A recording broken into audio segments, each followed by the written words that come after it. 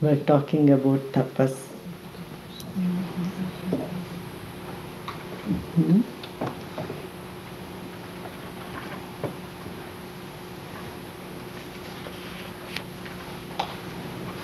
What does tapas do? Why should we undergo tapas?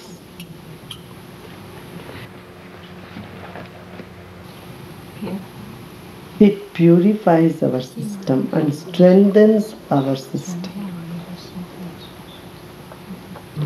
Strength and purity. That is the purpose of tapas.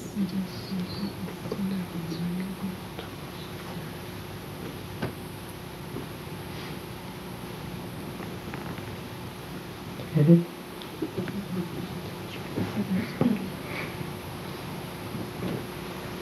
Hmm.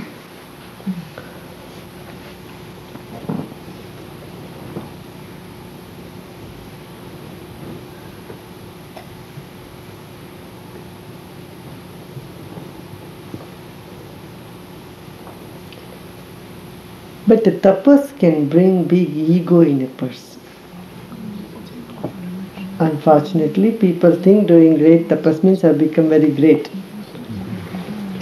If someone has to fast for long periods of time, that means he must have had lot of impurities.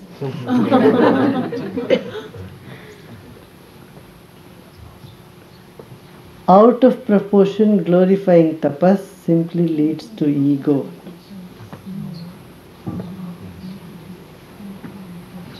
I have done a lot of prayer.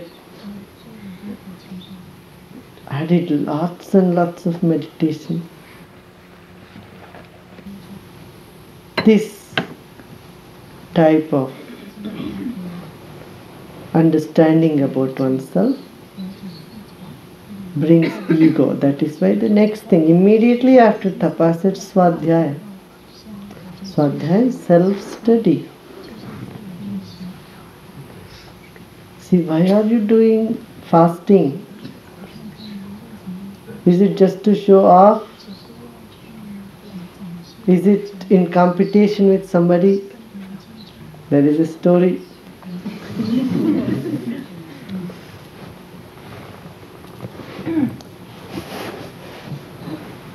Two gentlemen were sitting and meditating, doing some tapas.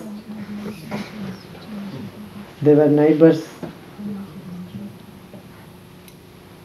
And God came to one of them and asked them, what is that you want? Said, whatever you will give it to the next door neighbor. He asked him, are you going to visit my neighbor also?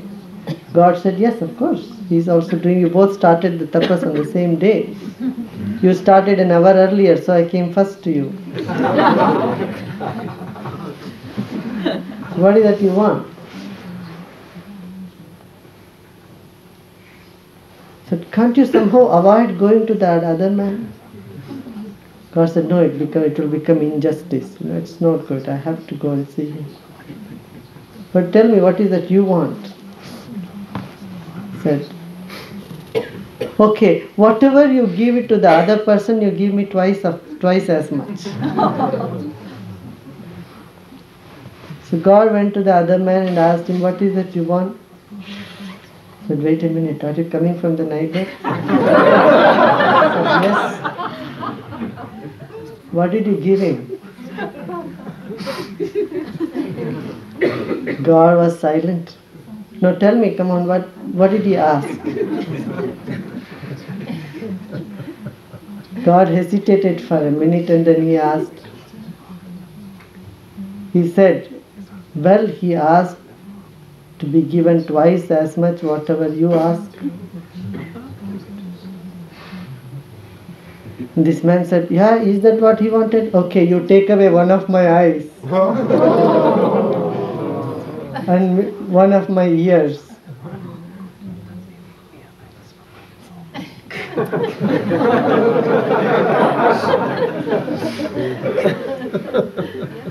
I'll teach him a lesson. He's always in competition with me. Now let him have twice as much as what I have.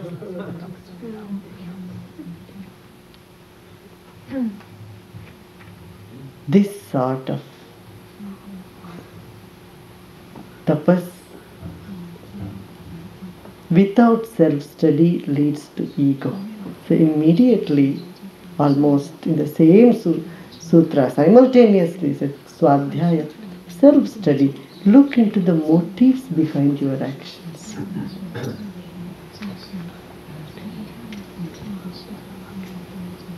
Often you don't go for things that you really want.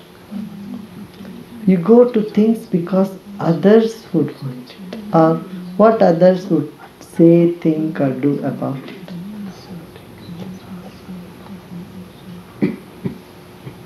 Many times what you want, you are not clear because you never looked into yourself.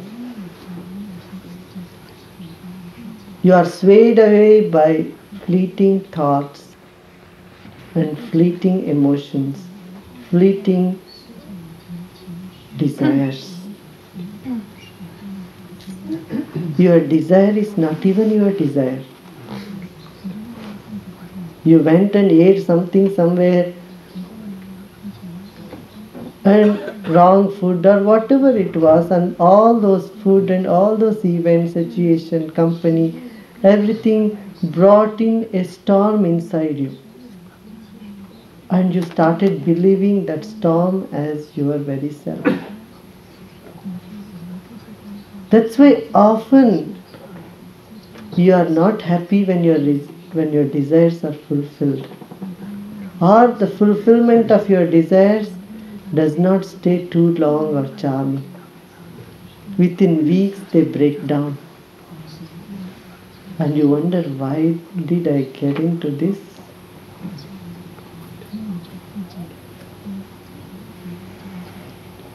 Or you start believing you really wanted it. That's why it has happened.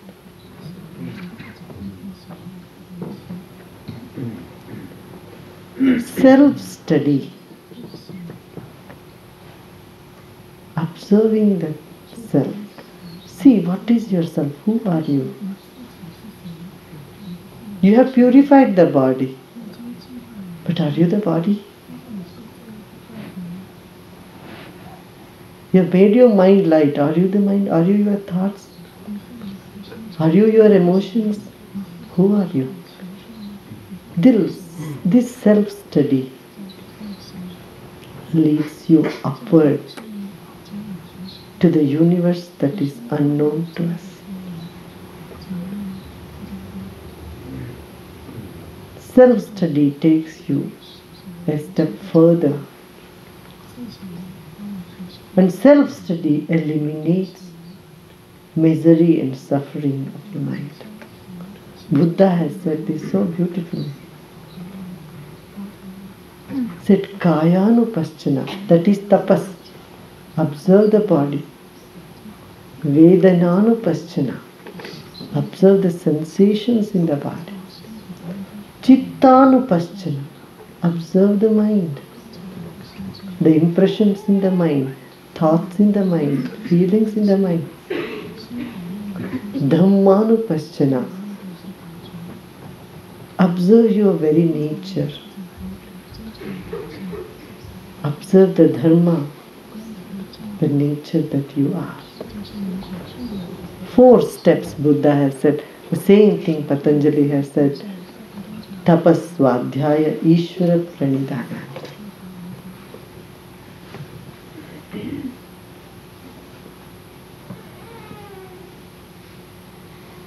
Swadhyaya can eliminate all mental, emotional impurities, uncertainties, fears, anxieties.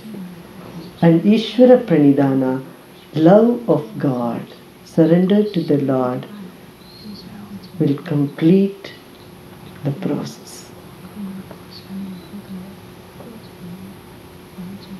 Without love, self-study becomes another dry stuff. Without surrender, self-study is not charming.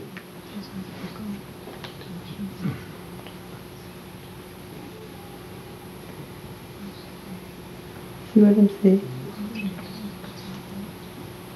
Without devotion, without love, spiritual path becomes very dry, like a styrofoam. It's like a cake without sweets, a pudding without sweet, without sugar, a bread without salt or taste. Ishvara Pranidhana. How can devil love for Lord can happen, can blossom in us? First step is to see Lord as different from you. Lord and me. Two is needed to surrender.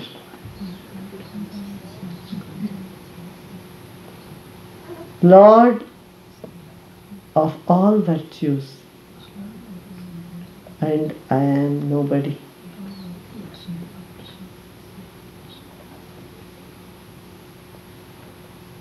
In this nobodiness, union happens.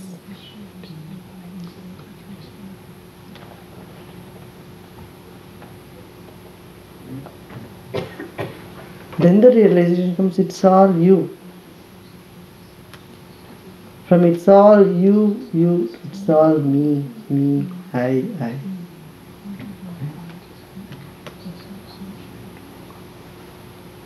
This body is, this universe is yours. Oh Lord, this whole universe is yours. This body is yours. This mind is yours.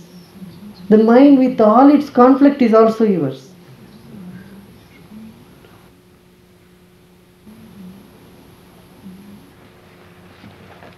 The mind with all its beauty is yours.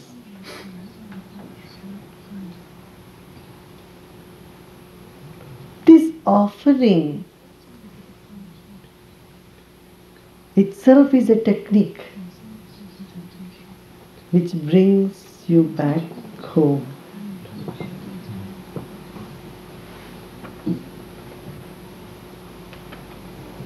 Ishvara Pranidhana brings about samadhi or ecstasy in that meditation.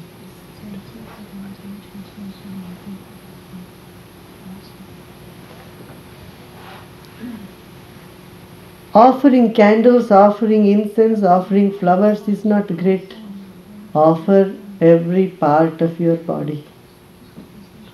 Offer every moment of life. Offer every breath. Offer every thought. Good, bad, pleasant, unpleasant. Anything. Offer all that vasanas or those things you choose which you consider are your negative points. Offering all the negativity, offering all the positivity. See, offering all the negativity, you become free.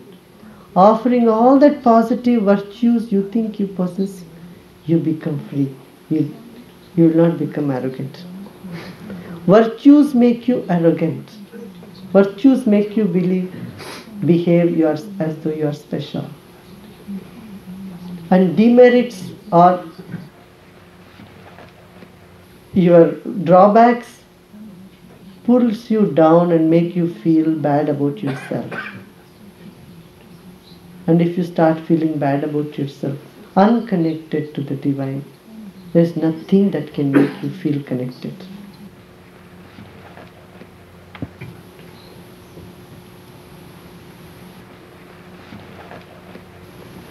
See what I am saying? It's up to you to feel close to the divine.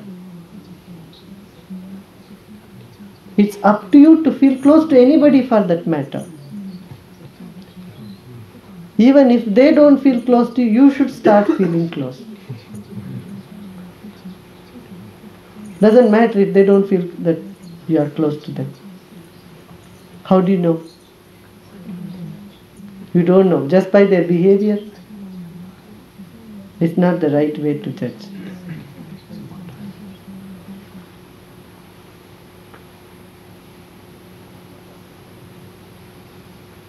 Because nothing else can convince you that you are dear to the divine, other than your own mind, your own self.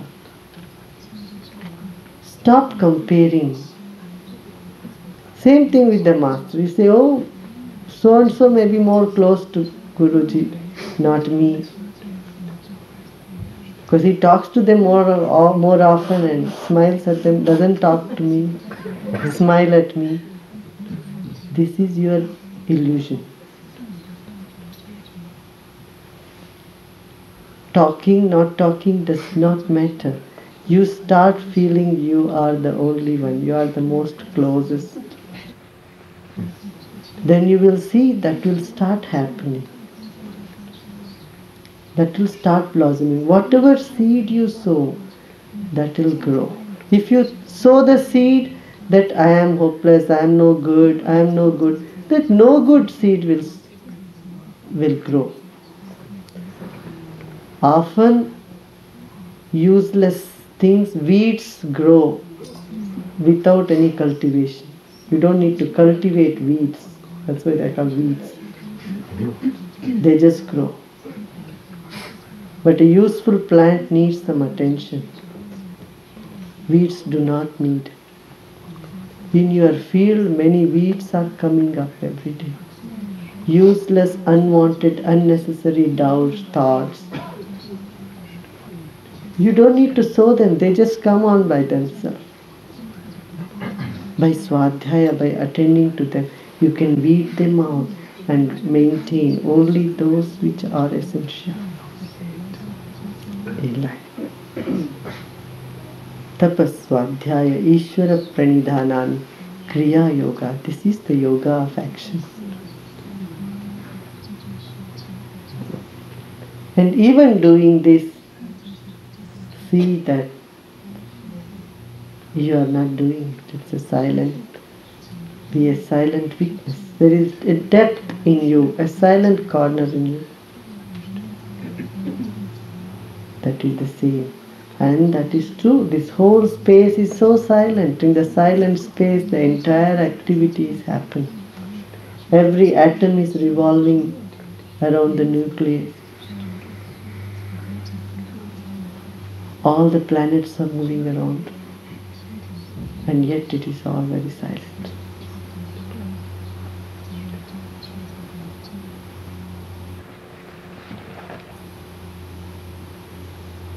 The purpose of this is klesha tanukarana, to reduce the suffering or misery in life. Samadhi bhavanarthas, and to bring about samadhi, harmony, equanimity in life.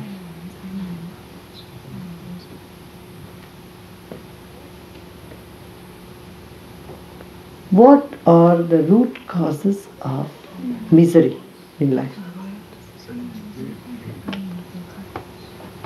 Avidya, asmita, raga, dvesha, abhinivesha, panchaklesha. Ignorance is the root cause.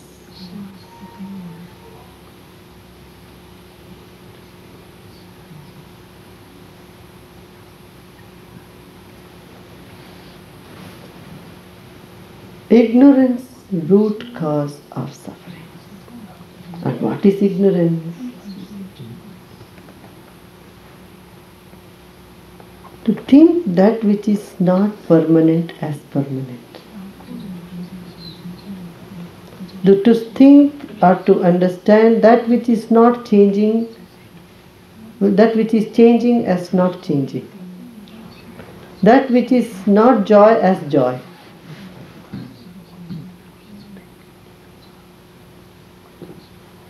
Which is not self as self.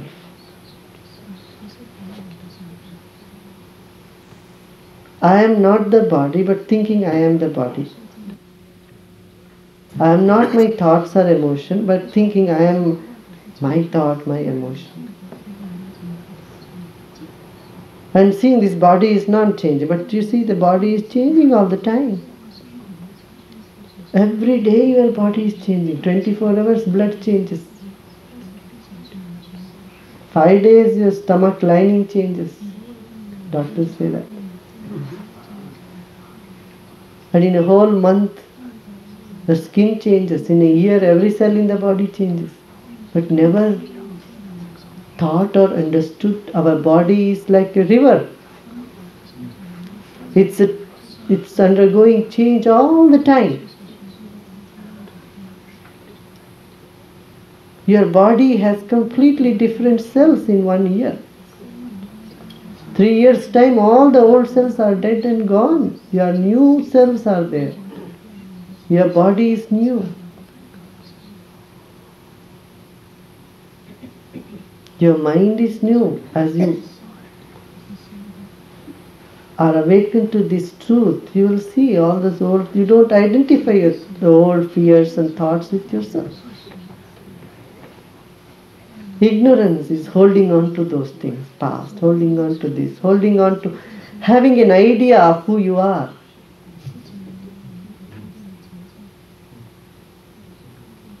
People think it's a very complimentary sentence to know who you are, having an idea about who you are. I tell you, if you have an idea who you are gone, finished.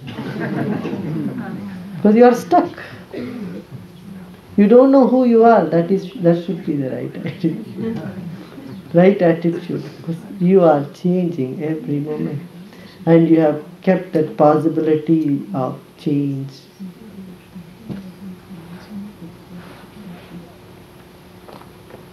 A fixed idea about who you are destroys you totally. It stops your growth. It brings a limit to your possibilities.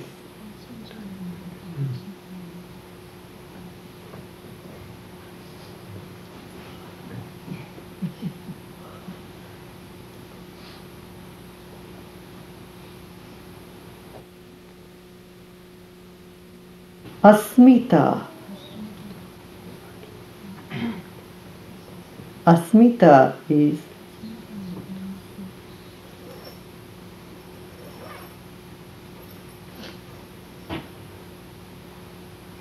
oneness of our intellect and ourself. Have you noticed in some meetings, some people, they say some point and they stick to the point. Huh? They are stuck with that point actually. Most of the people, they go on arguing and they argue meaningless, senseless argument. The senseless argument comes because they are so stuck thinking that is their intellect. Intellect as themselves, thoughts as themselves. My thought, my position, my me.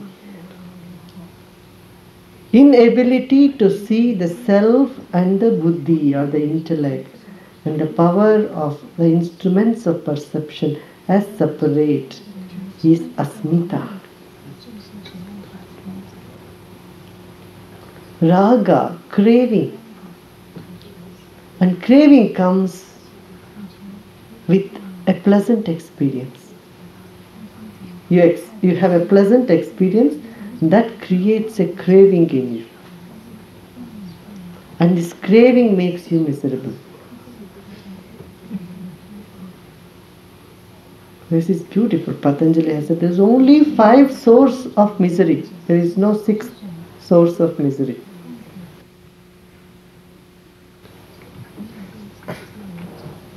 Ignorance, or thinking that which is changing as non-changing.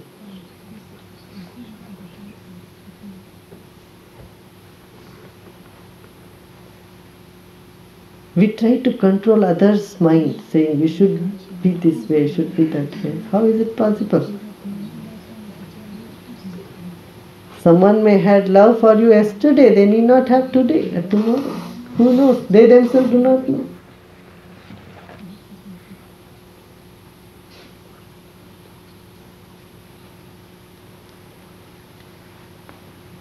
See that?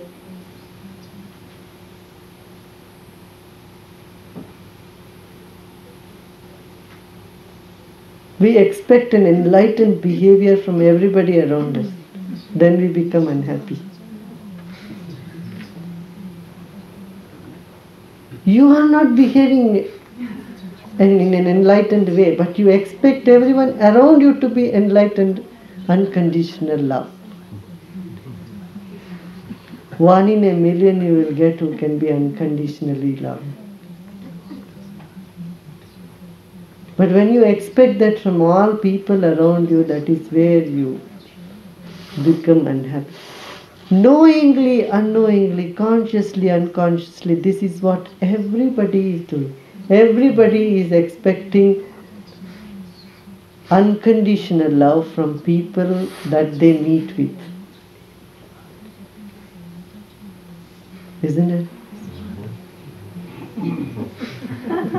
And they do not even know what they are expecting. That their expectation is something very big. They are seeking God in everybody. And they are seeking God without seeing that God could behave in any manner He wants.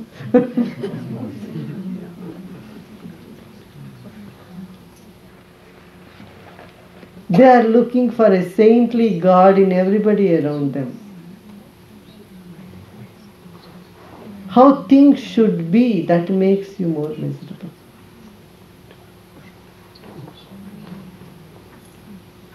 Do you see what I'm saying?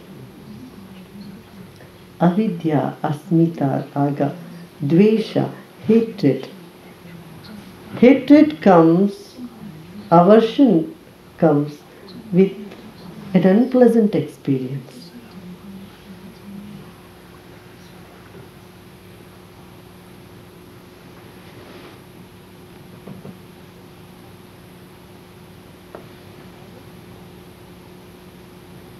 Aversion also brings same misery as happiness brings misery. Craving and aversion, both sources of misery. Abhinivesha said fear.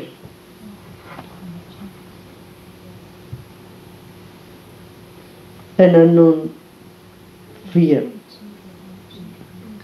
Though intellectually you know everything, even in great scholars, a little amount of abhinivesha, fear exists. It has seen as such.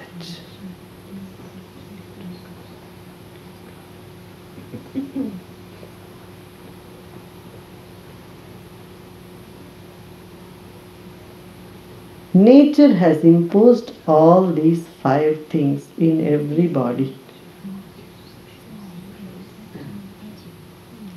Now, how thin this can get, or how thick it will remain,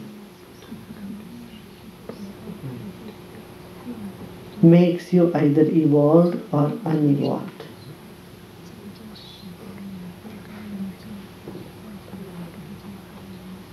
These miseries have got 4 stages. One is when they are asleep in you. The next sutra is prasupta avastha. These miseries can be, prasupta means sleeping, dormant. Tanu means they have become very feeble as though they are not at all there. Very feeble. Prachanna means one of them, when they become dormant, the others will go background. Do you see what I am saying? When a craving is there, aversion is in the background, fear is in the background, everything goes to the background. Among these 5. When ignorance is there, you are not even aware of these 2 things in you. That the perception, my intellect, this is what my mind is saying. I and my mind, this difference is not there. You are so totally caught up in a situation.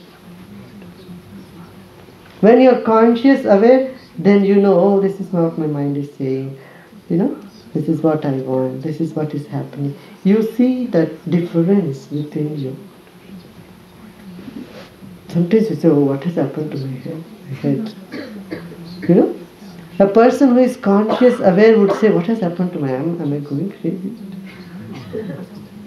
But a person who has really become crazy will not even think that he has become crazy. Because this faculty has become so one together that it's unable to find the distinction. Do you see what I'm saying? Now, sometimes you get angry and you're not expressing the anger, you know you are angry. And then so, oh, I'm angry, why am I getting angry? Or same thing, you become lustful and then you become aware, oh, I'm getting less excited or lustful of passion.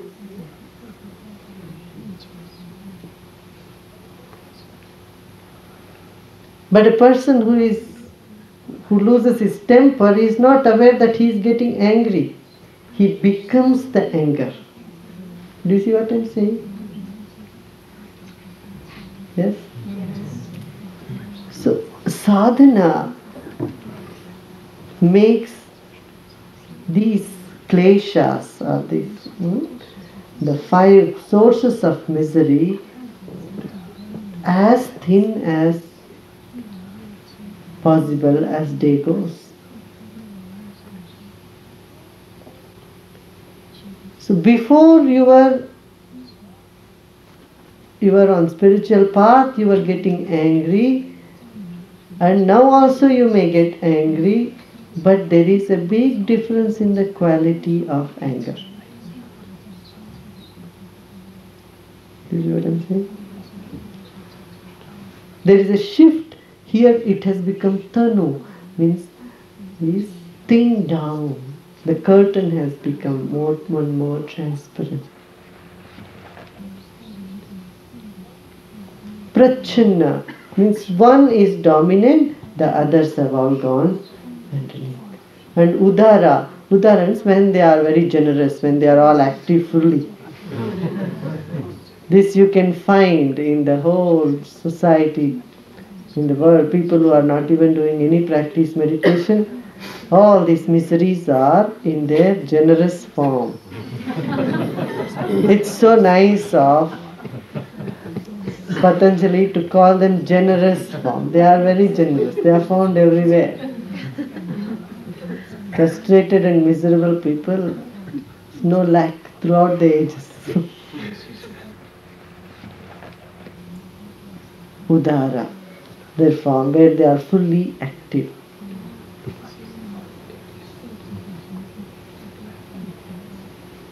Fear. People are afraid so much. A little fear is kept in the body so that the body could be maintained. Do you see what I'm saying? But it should be just as much as a salt. Less than a salt. Minute amount of fear remains in the body. That's why it's called vidushopi. Though the knower of lot of scriptures and knowledge, even in them it is found in small amount. It should not be even called as fear, it can be called as more alertness. Fear becomes a different meaning altogether. An alertness, carefulness. You see what I'm saying? See, between careful and fear, there is a similarity of quality. That's why here he has used a word called abhinivesha and not bhaya. Bhaya means fear. Abhinivesha there is no word for it in English. So abhinivesha, when in its thickest form is fear, in its thinnest form, in its diluted form, it is the care.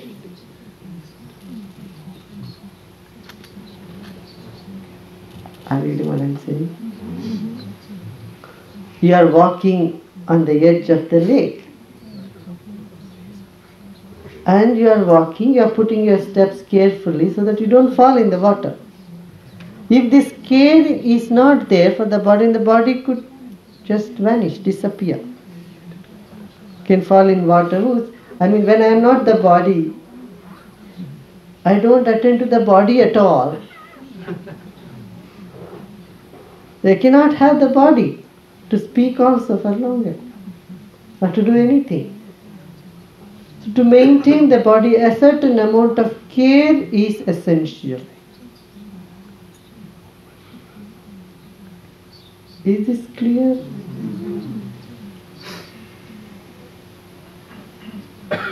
And when this care becomes little more than what it is really needed, then that becomes insecurity. It becomes little more, it becomes fear. It will become more, it becomes paranoid.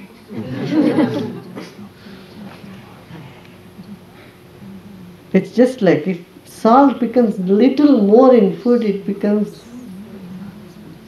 impossible to eat that food. But here one cannot justify, it should be there, let it be. A little ignorance can be there, so what? No. Tanu Karana.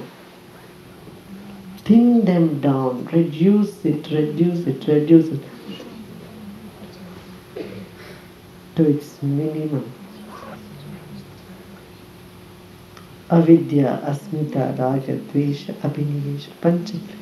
The 5 kleshas, 5 sources of misery. Te prati prasava heya sukshma. When you make them subtle,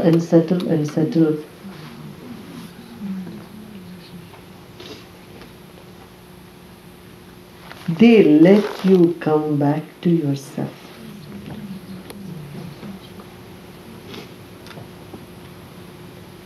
They bring the mind back to the source.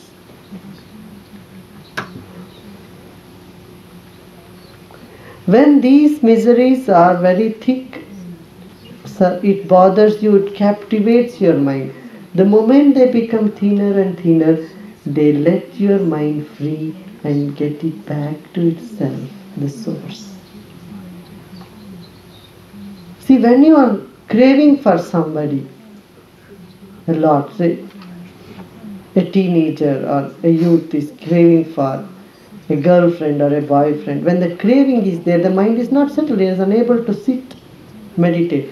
But once that craving gets eliminated, then they are able to take a deep sigh and sit and go deep inside. See what I'm saying? The grip of feverishness is loosened. As soon as that gets loosened, feverishness, the klesha gets reduced. It allows the mind to get back to the source. Now, what is the way to get rid of these miseries in life? Next sutra.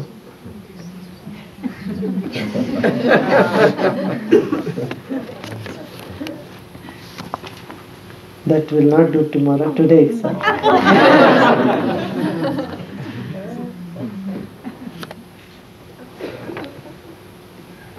Dhyana heyas tad vrittaya. These 5 vrittis can be eliminated through meditation. Misery can be overcome through meditation.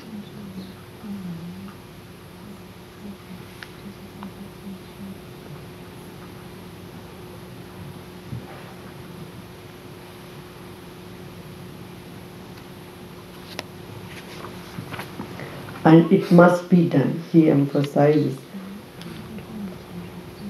you have to get rid of them only through meditation. If you don't do it, then what will happen? Klesha mulaha karmashayo drishta drishta janma vedaniyaha.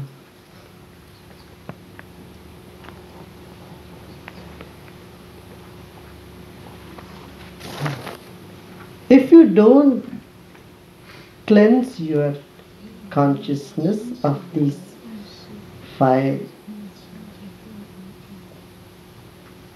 miseries, impurities, sources of misery, whatever, then you will have to suffer in this life and the next.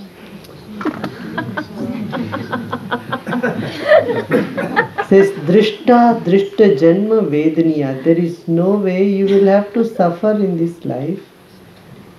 You have to undergo this suffering, this misery in this life, not only now, also in the coming life also.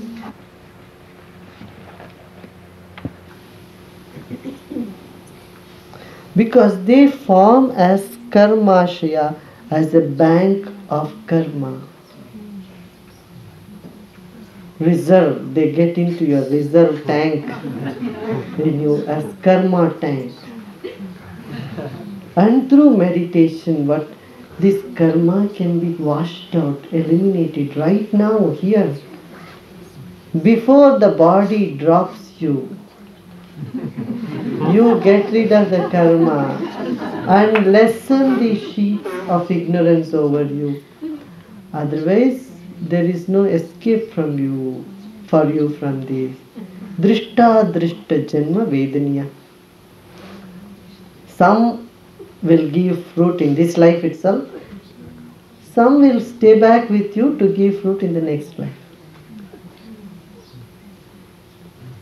Now, some people have an argument that if you put your finger in the fire, will it burn today or it will burn tomorrow or next year, next lifetime?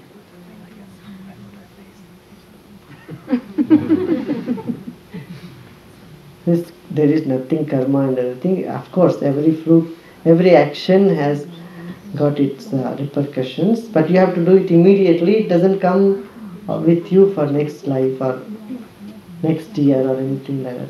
Some people have this argument, but it's not the right analogy.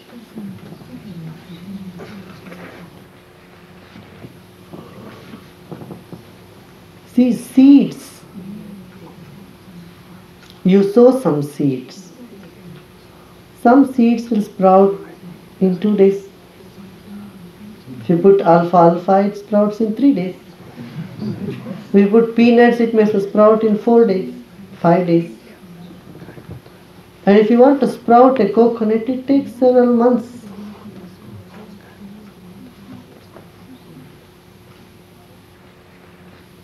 You plant lettuce, it will give you fruit in 3 months. 2.5 months, 6 weeks, 2 months. If you plant a mango, it will give you fruit in 10 years. And if you plant an avocado tree, it may take 4-5 years, 7 years. And you plant a jackfruit, next generation will enjoy the fruit. Different seeds have got different timings. So similarly, different karmas will give fruit at different time. Many times people ask this question, we are so good, why bad things happen to good people? Bad things never happen to good people. Even if it seemed to be happening, they were bad at some time. Now they may be good. They have done something bad, so the bad thing is happening now. Those seeds, they have put some neem seeds long ago. Now they have reaped that fruit, bitter fruit of neem tree. Now they may be sowing mangoes. That they will reap. As you sow, so shall you reap. So, Drishta Drishta Janma Vedaniya.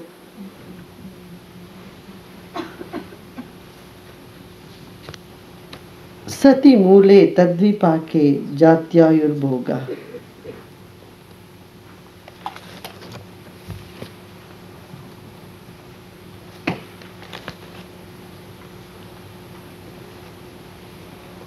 He explains little more about the genesis here. How we gain our birth.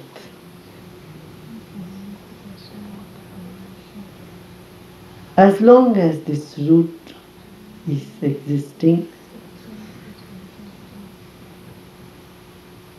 its fruit comes again and again.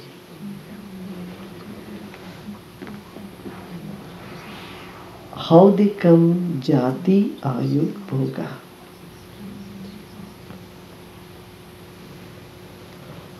Jati means in which body you are coming, where you are born. If you are born as a chicken or a monkey or a human or a male or a female, your birth is determined. Length of your life is determined. And what you will get in your life, your enjoyments or sufferings, are also determined.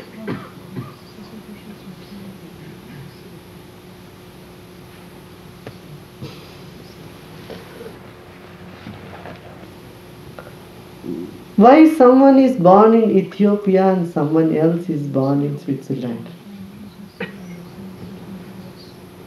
Is there any explanation?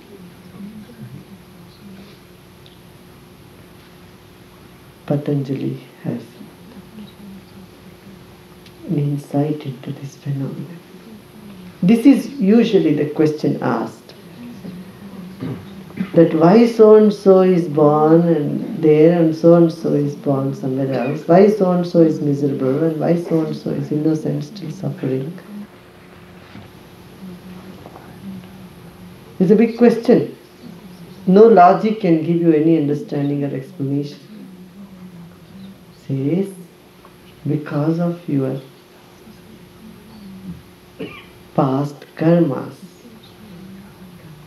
Jati, Ayu, Bhoga comes to you again and again in different forms. How it comes? See, when a person, when he is dying with all the memories of chicken and chicken and chicken.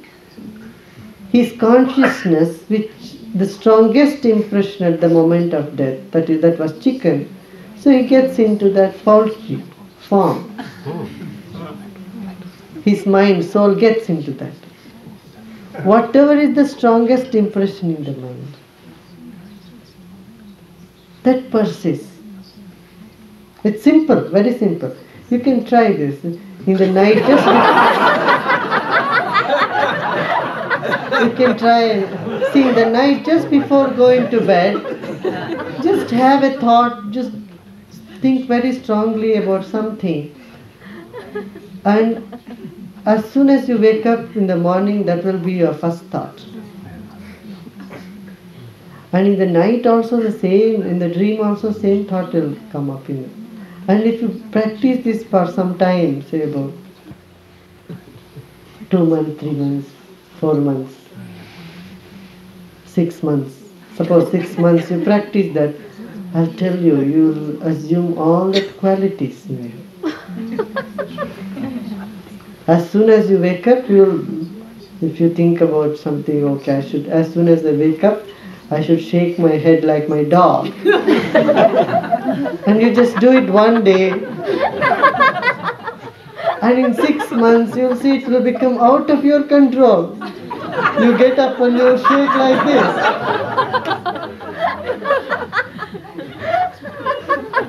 Or if you say, I should kick my leg like the dog, and you just do it, in 6 months you will see, then it becomes almost impossible for you not to do it.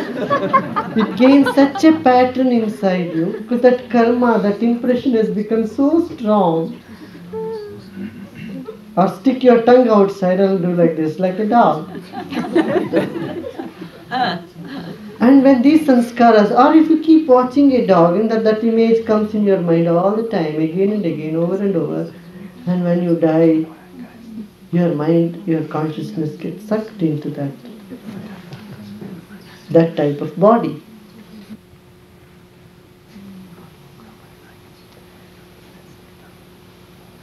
So it is said the last days of life is much more important than the whole life.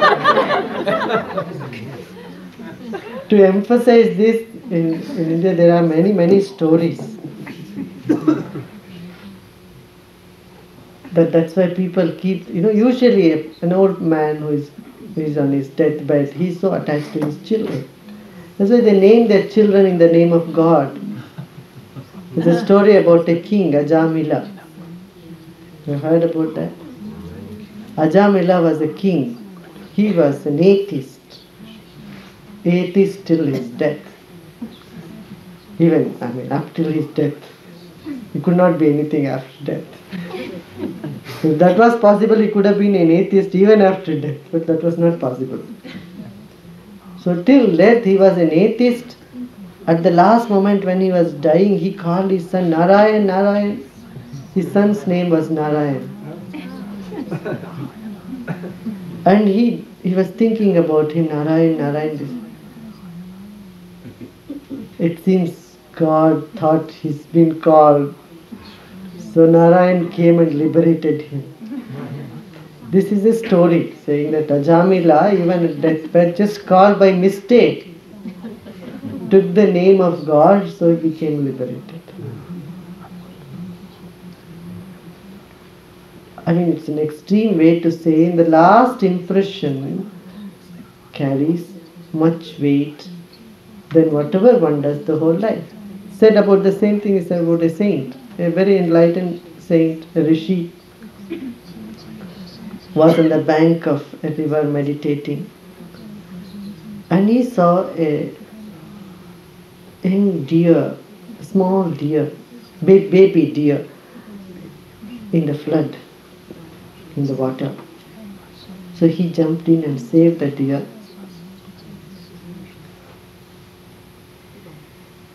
Like any human would do. He bandaged that liver, the deer. It had hurt its leg, and he cared for it. And then he got so attached to the deer, looking in the eyes of the deer. And he said, when he died, he became a deer. This is the only instance where an enlightened person, it's said almost it's impossible for a liberated man to retrieve back into an animal body. It's one of the impossibilities. And this example, Jada Bharat, is quoted throughout, just to tell you that last impression is most important, that even he became a deer.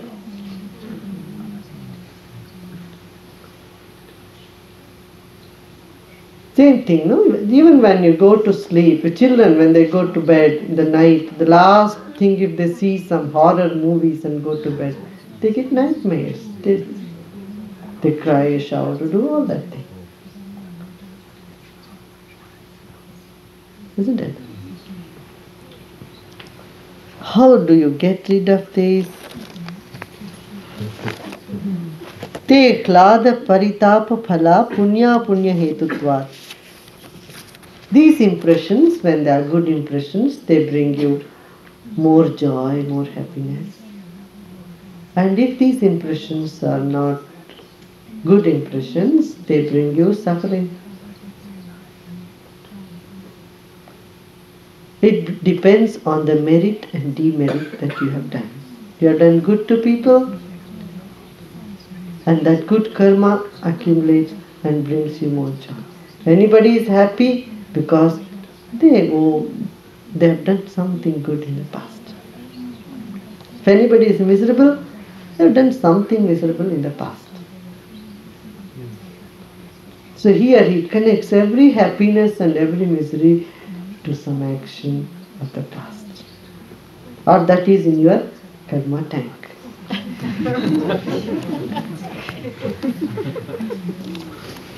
So meditation is the way we are just washing out all that. Nothing will become so light, hollow, empty. All the karmas are vanishing. And we sing and dance and do all this is to thin down this veil that is on the self.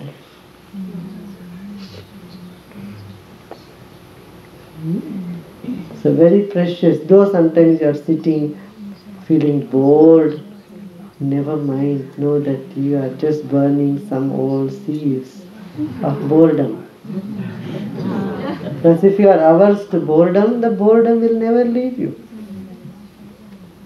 If you are bored being with yourself, how much boring you should be for somebody else. So even if it is boring, never mind. It makes you more and more sensitive. And know that you are just burning something. Tapas. So this is called tapas. I'm doing it penance. Willing, just take a step. Okay, willingly I'm going to do this. However boring this would be, I will do this. Let me see. How can something put me off? Have a challenge, You often take challenges. Here, take a challenge. Let me see this. This is the way to get over your boredom. Is kindle the challenging. I won't lose. Challenge. All this can just help you.